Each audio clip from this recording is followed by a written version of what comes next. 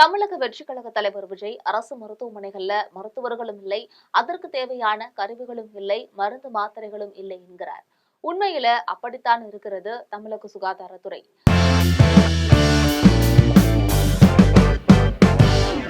நம் நாட்டிலேயே வட மாநிலங்களோடு ஒப்பிடும்போது மிக சிறப்பான மருத்துவ கட்டமைப்புகளை கொண்டதுதான் தமிழகம். மெடிக்கல் டூரிசத்தில் உலகளாவிய பெருமை பெற்றது. ஆனால் இந்த சிறப்புகளுக்கும் பெருமைகளுக்கும் வேட்டு வைக்கும் விதமாக மாறிக்கொண்டு வருகிறது தமிழக சுகாதாரத்துறை. உதாரணமாக புதுக்கோட்டை ராணியார் அரசு மகப்பேறு மருத்துவமனையில தவறான சிகிச்சையால கர்ப்பிணி ஒருவர் உயிரிழந்த சம்பவம் தொடங்கி, கள்ளக்குறிச்சி அரசு மகப்பேறு மருத்துவமனையில சமீபத்துல பச்சிளம் குழந்தைகளை தரையில் படுக்க வைத்த அவலம் வரையில சுகாதாரத்துறையை சுற்றி சுழன்றடிக்கின்றன சர்ச்சைகள். திரும்பிய பக்கமெல்லாம் மருத்துவர், செவிலியர் பற்றாக்குறை, மருந்து தட்டுப்பாடு, கருவிகள் உபகரணங்கள் செயல்படாமை, நோயாளிகள் அலைக்கழிப்பு, சிறப்பு மருத்துவர்கள் பற்றாக்குறை, திறக்கப்படாத மருத்துவமனை கட்டிடங்கள், புதிதாக திறக்கப்பட்டும் செயல்பாட்டுக்கு வராத மருத்துவமனைகள், மோசமான உள்கட்டமைப்பு என சுகாதாரத்துறைக்குள் ஓராயிரம் குமுறல்களும் கொந்தளிப்புகளும் வரிசை கட்டுகின்றன. பிறப்பு தொடங்கி இறப்பு வரையில கோடிக்கணக்கான பொதுமக்கள் நம்பி இருக்கக்கூடிய இந்த துறைக்குள் பல்வேறு பிரச்சனைகள் நிலவுகின்றன. அதையெல்லாம் சரி செய்வதற்கு அமைச்சரோ அதிகாரிகளோ சுத்தமாக ஆர்வம் காட்டுவதாக தெரியவில்லை. மொத்தமாக சுகாதாரத்துறையே கோமாவில் கிடக்கிறது என கொதிக்கிறார்கள் துறையில் உள்ள சீனியர் மருத்துவர்களே. என்னதான் நடக்கிறது சுகாதாரத்துறையில்? தமிழகம் முழுக்க சேகரிக்கப்பட்ட தகவல்கள் நம்மை அதிர செய்துள்ளன. தமிழகத்துல ஆரம்ப சுகாதார நிலையம் தொடங்கி அரசு மருத்துவக் கல்லூரி மருத்துவமனை வரைக்கும் கிட்டத்தட்ட 11,500 மருத்துவமனைகள் இயங்குகின்றன. அடிப்படை கட்டமைப்பு விரிவாக அமைக்கப்பட்டிருந்தாலும் அந்த கட்டமைப்புக்கு உயிரூட்டி செயல்படுத்துவதற்கு போதிய மருத்துவ பணியாளர்கள் இல்லை என்பதுதான் குற்றச்சாட்டாக இருக்கிறது. கடலூரில் மாவட்ட அரசு தலைமை மருத்துவமனைக்கு நாள்தோறும் சுமார் 4,000 பேர் சிகிச்சைக்காக வருகிறார்கள். சுற்று வட்டாரத்தில் உள்ள நூற்றுக்கணக்கான கிராமங்களுக்கு இந்த தலைமை மருத்துவமனைகள் தான் ஒரே புகலிடம். அந்த மருத்துவமனையில இதயவியல், நரம்பியல், சிறுநீரகவியல் உள்ளிட்ட முக்கியமான துறைகளுக்கு சிறப்பு மருத்துவர்களே கிடையாது. இதனால திடீர் நெஞ்சுவலியால் சிகிச்சைக்கு வருபவர்களுக்கு உரிய சிகிச்சை அளிக்க முடிவதில்லை. பிரசவத்தின் போது நெஞ்சுவலி ஏற்படும் பெண்களையும் வேறு மருத்துவமனைகளுக்கு அனுப்பிவிடுகின்றனர். நரம்பியல் தொடர்பான நோயாளிகளுக்கும் இதே நிலைமைதான். கடலூர் அரசு மருத்துவக் கல்லூரி மருத்துவமனையிலும் இதேபோல தாண்டவமாடுகின்றன பிரச்சினைகள். கடந்த அதிமுக ஆட்சியில் காலாவதியாக நிலையில் இருந்தது சிதம்பரம் அண்ணாமலை பல்கலைக்கழகத்தின் ராஜா முத்தையா மருத்துவக் கல்லூரி. அதை அவசரமாக கைப்பற்றி கடலூர் அரசு மருத்துவக் கல்லூரியாக மாற்றினார்கள். அன்றிலிருந்தே பிரச்சினைதான். 1985 தொடங்கப்பட்ட இந்த மருத்துவக் கல்லூரியின் கட்டுமானங்களும் மருத்துவ உபகரணங்களும் மிக மிக அரத பழசானவை. அவற்றைதான் இன்று வரையில பயன்படுத்துகிறார்கள். மருந்து மாத்திரைகள் தொடங்கி மருத்துவர்களுக்கு தேவையான பொருள்கள் வரை அனைத்துக்கும் இங்கு தட்டுப்பாடுதான். மிகவும் அவசியமான பீடாடின் கிருமி நாசினி கூட சமயத்துல இங்கு இருக்காது. 270 மருத்துவர்கள் இருக்க வேண்டிய இடத்துல தற்போது 180 மருத்துவர்கள் மட்டுமே இருக்கிறார்கள்.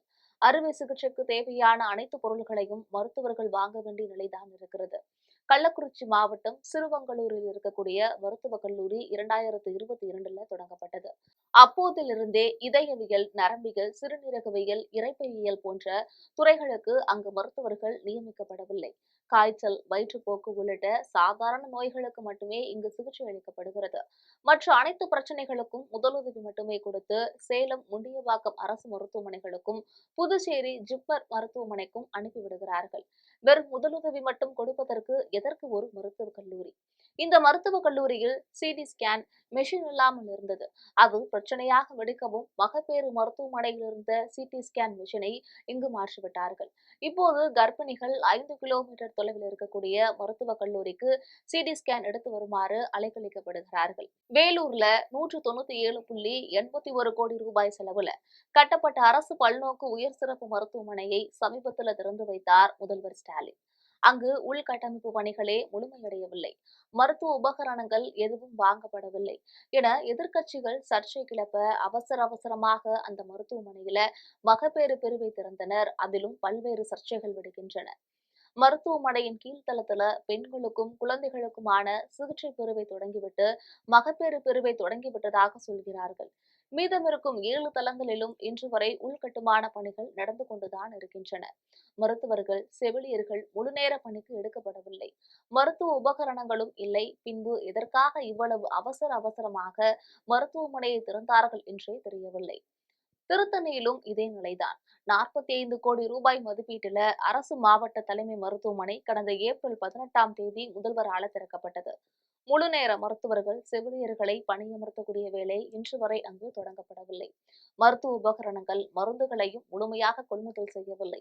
திறக்கப்பட்டு 200 நாட்களை நெருங்கியும் கூட சரியாக செயல்படாமல் கிடப்பில்தான் கிடக்கிறது திருத்தணி அரசு மாவட்ட தலைமை மருத்துவமனை. திருப்பூர் மாவட்டத்தில காங்கேயம் அரசு மருத்துவமனை மாவட்ட தலைமை மருத்துவமனையாக 2022ல தரம் உயர்த்தப்பட்டது. இந்த மருத்துவமனையில 3 தளங்களில் ஸ்கேன், நவீன எக்ஸ்ரே, 3 அறுவை சிகிச்சை அரங்கங்கள், 70 படுக்கை கொண்ட புதிய கட்டடம் கட்டப்பட்டு 6 மாதங்களுக்கு மேலாகியும் இதுவரை திறக்கப்படவில்லை. பிரேத பரிசோதனை கூடத்தில் சடலங்களை வைப்பதற்காக 20 லட்சம் ரூபாயில வாங்கப்பட்ட குளிர்சாதன பெட்டி கடந்த 6 மாதங்களுக்கு மேலாக உபயோகப்படுத்தப்படாமல் கிடக்கிறது. 20 மருத்துவர்கள், 30 செவிலியர்கள், 20 தூய்மை பணியாளர்கள் இருக்க வேண்டிய இந்த மருத்துவமனையில 4 மருத்துவர்கள், 18 செவிலியர்கள், 10 தூய்மை பணியாளர்களே பணியாற்றுகின்றனர். இதனால முதலுதவி சிகிச்சை மட்டுமே இங்கு அளிக்கப்படுகிறது. உயர் சிகிச்சை வேண்டுமெனில் திருப்பூர் அரசு மருத்துவக் கல்லூரி மருத்துவமனைக்கு நோயாளிகள் அனுப்பி வைக்கப்படுகின்றனர். இதெல்லாம் சுகாதாரத்துறை உயரதிகாரிகளுக்கு தெரிகிறதா, இல்லை தெரிந்தும் அலட்சியத்தில் இருக்கிறார்களா என்பது தெரியவில்லை. கோவில்பட்டி சுற்றுவட்டார பகுதிகளில் 100க்கும் மேற்பட்ட தீப்பெட்டி ஆலைகளும் 50க்கும் மேற்பட்ட பட்டாசு ஆலைகளும் இருக்கின்றன. இங்க இருக்கக்கூடிய மாவட்ட அரசு மருத்துவமனைகள்ல தீக்காய சிகிச்சை பிரிவுக்கு தனி அரங்கு இருந்தும் அதற்கென தனி மருத்துவர்கள் இல்லாததால முதலுதவி மட்டுமே அளிக்கப்படுகிறது. மேல் சிகிச்சைக்காக 50 கிலோமீட்டர் தூரத்தில் உள்ள தூத்துக்குடிக்கும் 45 கிலோமீட்டர் தூரத்தில் உள்ள திருநெல்வேலிக்கும் நோயாளிகளை அனுப்பி வைக்கிறார்கள். நோயாளிகளுடன் வரக்கூடிய அட்டண்டர்கள் இரவுல தங்கவும் அவர்கள் குளிப்பதற்காகவும் 45 லட்சம் ரூபாய் செலவுல கட்டப்பட்ட கட்டடம் பயனற்று பூட்டியே கிடக்கிறது. இதனால நோயாளிகளுடன் வருபவர்கள் வெரண்டாக்களில் தான் படுத்து உறங்குகிறார்கள். கழிப்பறை வசதியின்றி தவிக்கிறார்கள். புதுக்கோட்டை மாவட்டம் கரம்பக்குடி அரசு மருத்துவமனையில எக்ஸ்ரே, ஸ்கேன், அவசர உதவி மையம், இசிஜி என எந்த வசதியும் இல்லை. திமுக முன்னாள் எம்பி, எம்எல்ஏ அப்துல்லாவும், கந்தர்வக்கோட்டை கம்யூனிஸ்ட் எம்எல்ஏ சின்னத்துரையும் தலா 1 கோடி ரூபாய் நிதி ஒதுக்கியும் புதிய கட்டிடமோ, நவீன மருத்துவ கட்டமைப்புகளோ செய்யப்படவில்லை. பிரசவத்திற்காக பெண்கள் வந்தால் 5 மீட்டர் தூரத்தில் இருக்கக்கூடிய குளந்திரான்பட்டு ஆரம்ப சுகாதார நிலையத்திற்கு அனுப்பப்படுகிறார்கள். கோட்டைக்காடு ஆரம்ப சுகாதார நிலையத்துல குடிதண்ணீர் வசதி கூட சரியாக இல்லை.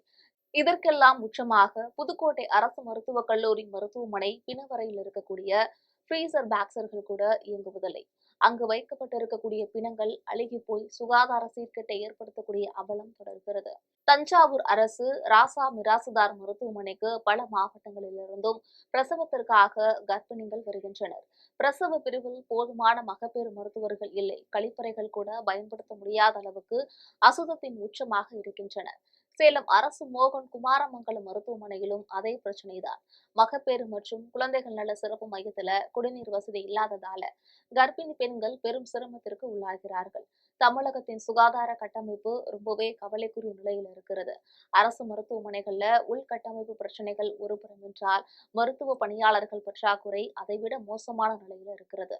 திருவாரூர் அரசு மருத்துவக் கல்லூரியில சிறுநீரக பிரிவுக்கு ரெகுலர் டாக்டர் இன்று வரையும் கிடையாது.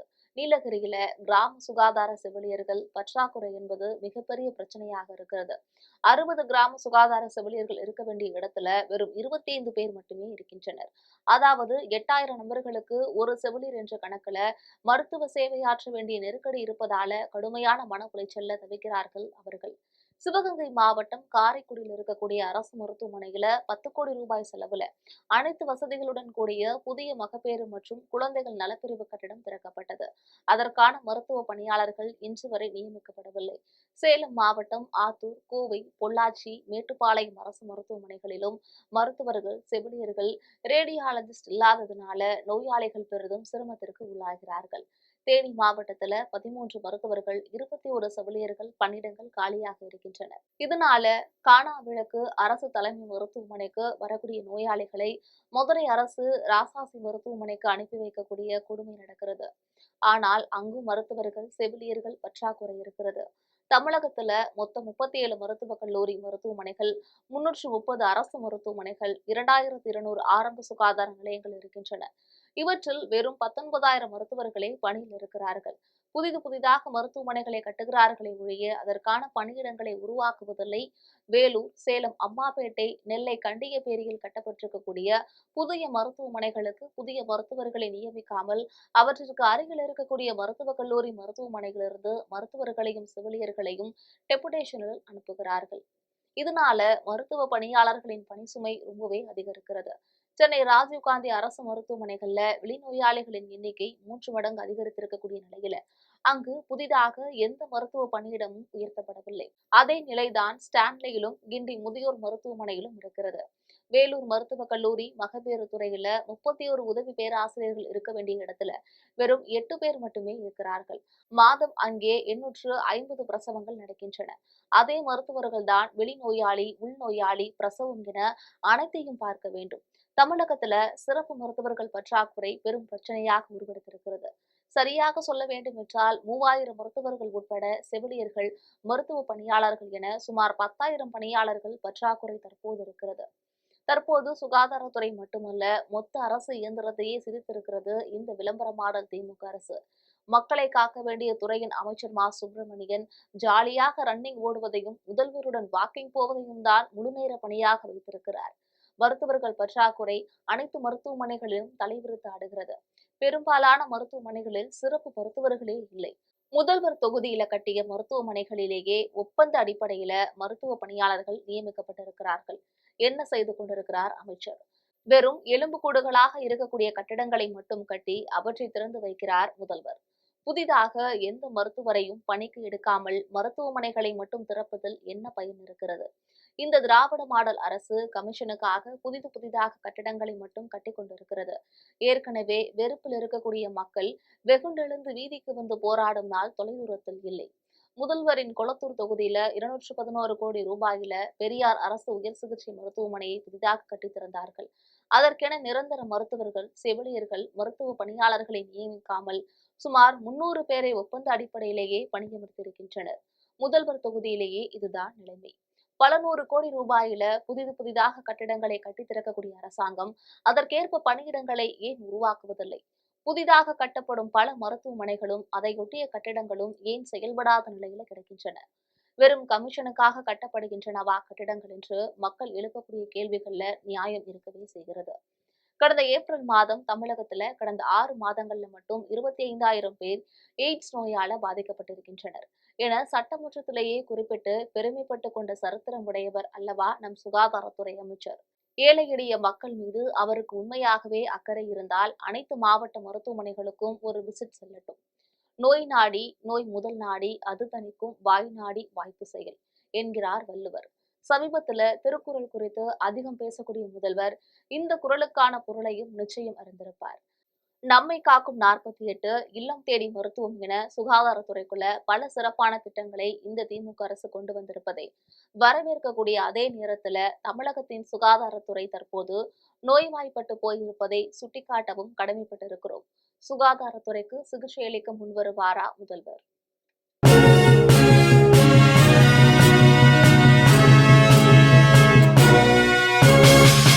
உடனுக்குடன் அப்டேட் தெரிந்து கொள்ள ஜெம் டிவி தமிழ் ஆப்பை இன்ஸ்டால் செய்யவும்.